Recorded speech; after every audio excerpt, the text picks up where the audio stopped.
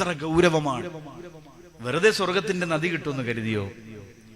എത്ര ഗൗരവമുള്ളതാണ്. അതുകൊണ്ടാണ് നബി തങ്ങൾ പറഞ്ഞത്, മൻ കാന യുമിനു ബില്ലാഹി വൽ യൗമിൽ ആഖിർ, അല്ലാഹുവിലും അന്ത്യദിനത്തിലും ആരെങ്കിലും വിശ്വസിക്കുന്നുണ്ട് എങ്കിൽ ഫൽയഖുൽ ഖൈറ ഔ ലിയസ്മുത്, ഒന്നെങ്കിൽ നല്ലത് മാത്രം പറയുക, അല്ലെങ്കിൽ ലിയസ്മുത്, മിണ്ടാതിരിക്കുക. ഒന്നെങ്കിൽ നല്ലത് പറയാ, അല്ലെങ്കിൽ മിണ്ടാതിരിക്കുക. ഞാനിപ്പോ പൊന്നാനിയിൽ 4 ദിവസം മുമ്പ് പ്രസംഗിക്കാൻ പോയി. നിങ്ങളൊക്കെ യൂട്യൂബിലൂടെ ആ പ്രഭാഷണം കേട്ടിട്ടുണ്ടാവും. പ്രവാസികൾ മടങ്ങിയെത്തുമ്പോൾ, ലീവിന് മടങ്ങിയെത്തുന്നതല്ല, വിസ തീർത്ത് ഇനി അവിടെ നിൽക്കാൻ പറ്റാത്ത പ്രതിസന്ധിയിൽ മടങ്ങിയെത്തുമ്പോൾ ഒരുപാട് പ്രവാസ ലോകത്തെ സഹോദരങ്ങൾ വിളിച്ചിട്ട് പറഞ്ഞു, വേദനിക്കുന്ന ഗൾഫുകാരൻ കഴിഞ്ഞ് പിന്നെ ഗൾഫുമായി ബന്ധപ്പെട്ട ഒരു വിഷയം ഞങ്ങളുടെ മനസ്സിൽ തട്ടിയത് അതാണ്. അത് തട്ടാൻ വേണ്ടി മാത്രം പറഞ്ഞതാ. കാരണം അവഗണിക്കുകയാണ്. പള്ളിയിൽ സ്ഥാനമില്ല, നാട്ടിൽ സ്ഥാനമില്ല, വീട്ടിൽ സ്ഥാനമില്ല, സ്കൂളിൽ സ്ഥാനമില്ല. എന്തിനേറെ വീട്ടിൽ ഒരു ഗ്യാസ് കൊണ്ടുവരുന്ന ഗ്യാസ് കുറ്റിക്കാരന്റെ അവൻ പോലും തീർത്തു വന്ന ഭർത്താവ് സിറ്റ് ഔട്ടിൽ ഇരിക്കുമ്പോൾ ഇത്തകത്തുണ്ടാന്ന് ചോദിക്കാം. ഇയാളെന്ന് വന്നു എന്നല്ല ചോദിക്കും. ഇയാൾക്കൊരു വിലയില്ല. ആ ഒരു അവഗണനയുടെ കഥ പറഞ്ഞ പൊന്നാനിയില് അത് കഴിഞ്ഞ് 2ാമത്തെ ദിവസം രാവിലെ ഒരു രോഗിയെ കാണാൻ വേണ്ടി സംഘാടകരെ കൊണ്ടുപോയി. 1.5 മാസം കൊണ്ട് മാരക രോഗം ബാധിച്ച് തറന്നു കിടക്കുന്ന ഒരു പ്രിയപ്പെട്ട പിതാവ് ആ സഹോദരനെ കാണാൻ വേണ്ടി ചെന്നപ്പോൾ അസ്സലാമു അലൈക്കും പറഞ്ഞപ്പോൾ സലാം മടക്കി, പക്ഷെ വ്യക്തമല്ല. എന്തുകൊണ്ടാ പ്രശ്നം? തൊണ്ടയിലാണ് ക്യാൻസർ. തൊണ്ടയിൽ ക്യാൻസർ വന്നാൽ എന്താ പ്രശ്നം? എവിടെയാണോ ക്യാൻസർ വരുന്നത് ആ ഭാഗത്തുള്ള എല്ലാ ജലാംശവും അതിന്റെ അണുക്കളാണ് പിടിച്ചെടുക്കുക. ആ ശരീരം എന്താണ് മരവിച്ച് ഒന്നിനും പറ്റാത്തതായി മാറുന്നത് അണുക്കളുടെ ശക്തിയാണ്. ഒരുപാട് ക്യാൻസർ രോഗികൾ വെങ്ങപ്പള്ളിയിലുണ്ട് എന്ന് അറിയാൻ കഴിഞ്ഞു. അല്ലാഹുവേ, അവരുടെ വേദനയ്ക്കൊരു പരിഹാരം നീ കൊടുക്കണേ റബ്ബേ. സഹചാരി സെന്ററിന് ഒരു ഓഫീസ് ഉണ്ടാക്കി അവിടെ കുറേ ഓക്സിജൻ സിലിണ്ടറും കുറേ സാധന സാമഗ്രികളും രോഗികൾക്ക് കൊടുക്കാനുള്ളതും അപകടം പറ്റുമ്പോൾ സഹായിക്കാനുള്ളതൊക്കെ വാങ്ങി വെക്കുന്നത്, ഒരു സ്ഥലം ഉണ്ടാക്കുന്നത് എന്തുകൊണ്ടും വയനാടിനെ സംബന്ധിച്ചിടത്തോളം അഭികാമ്യമാണ്. ഇവിടുന്ന് വയനാട് പ്രദേശത്ത് നിന്ന് സ്നേഹസാഗരത്തിലേക്ക് കൊണ്ടുപോകാൻ ഒരു ഫോൺ കോൾ വന്നിട്ടുണ്ട്.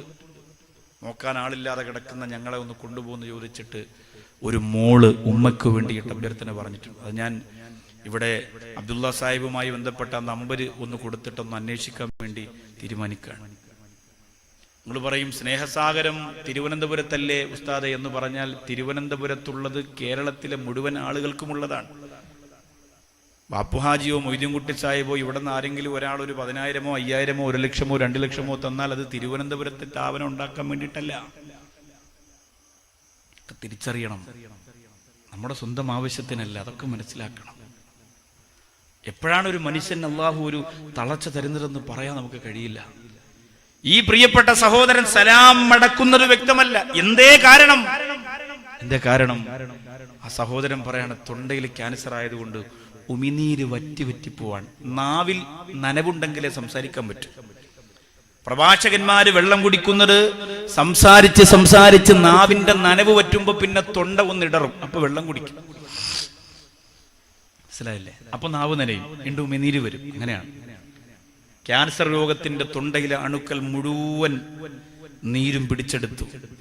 എന്നിട്ട് അദ്ദേഹം എന്നോടൊപ്പം വന്ന മെഡിക്കൽ സ്റ്റോർ നടത്തുന്ന ഇരമംഗലത്തെ നൗഷാദ് എന്റെ പ്രിയ കൂട്ടുകാരൻ അദ്ദേഹത്തിനോട് ഭാര്യയോട് പറഞ്ഞു, ആ മരുന്നൊന്ന് കാണിച്ചു കൊടുത്തേ അവന്, നമ്മളത് ശരിയാണോന്ന് നോക്കട്ടെ എന്ന് പറഞ്ഞു. കൊണ്ടുവന്നപ്പോൾ ഒരു സ്റ്റിക്കറാണ്, നാവിന്റെ അടിയിൽ ഒട്ടിക്കണം. അല്ലാഹുവേ, നീ തന്ന അനുഗ്രഹത്തിന് പകരം ഏത് സ്റ്റിക്കർ ഒട്ടിക്കാനാണ്, ഏത് ഉറയിടാനാണ്, ഏത് മരുന്ന് ഉപയോഗിക്കാനാണ്?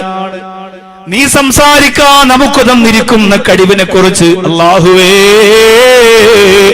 നമ്മൾ ചിന്തിക്കുന്നില്ല റഹ്മാനേ. ആ കഴിവ് നഷ്ടപ്പെടുമ്പോഴാണ് അറിയുന്നത്.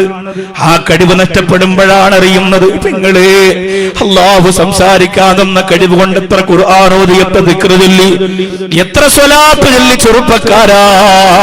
ഫസാദും മൈബത്തും നുണയും അടിപിടിയുമല്ലാതെ വർത്തമാനത്തിന്റെ കണക്കെടുക്കുമ്പോ ഏതാണ് കൂടുതലും എന്റെ പിണങ്ങോട് വന്ന പ്രിയപ്പെട്ടവര് മനസ്സിലാക്കുക. അല്ലാഹുവേ, മാരക രോഗത്തിന്റെ ക്യാൻസറിന്റെ അണുക്കൾ ഞങ്ങളുടെ ശരീരത്തിന്റെ ഓരോ ഭാഗത്തെയും തളർത്തിക്കളയുന്നതിനെ തൊട്ട് ഞങ്ങളെ കാത്തുരക്ഷിക്കണേ അല്ലാ. പടച്ചവനെ, ദ്രവിച്ചു പോവുകയാണ്. തൊണ്ടയിൽ ക്യാൻസർ വരുമ്പോ നാവ് ദ്രവിച്ചു പോകുന്നു, തൊണ്ട ദ്രവിച്ചു പോകുന്നു റബ്ബേ. പിന്നെ വർത്തമാനം പറയാൻ കഴിയില്ലെന്ന് മാത്രമല്ല, പിന്നെ ഭക്ഷണം കഴിക്കുമ്പോ അകത്തൊരു നീറ്റലാണ്. അല്ലാഹുവേ, ഞങ്ങളെ കാക്കണേ റബ്ബേ. ഈ മഴ പെയ്ത് തണുത്ത രാത്രിയിൽ പിണങ്ങോടും തകരോടും ഒരുമിച്ച് കൂടിയിരിക്കുന്ന പാവപ്പെട്ട ഞങ്ങളെ മാരക രോഗത്തിൽ നിന്ന് നീ പൂർണ്ണമായും രക്ഷപ്പെടുത്തണേ തമ്പുരാനേ.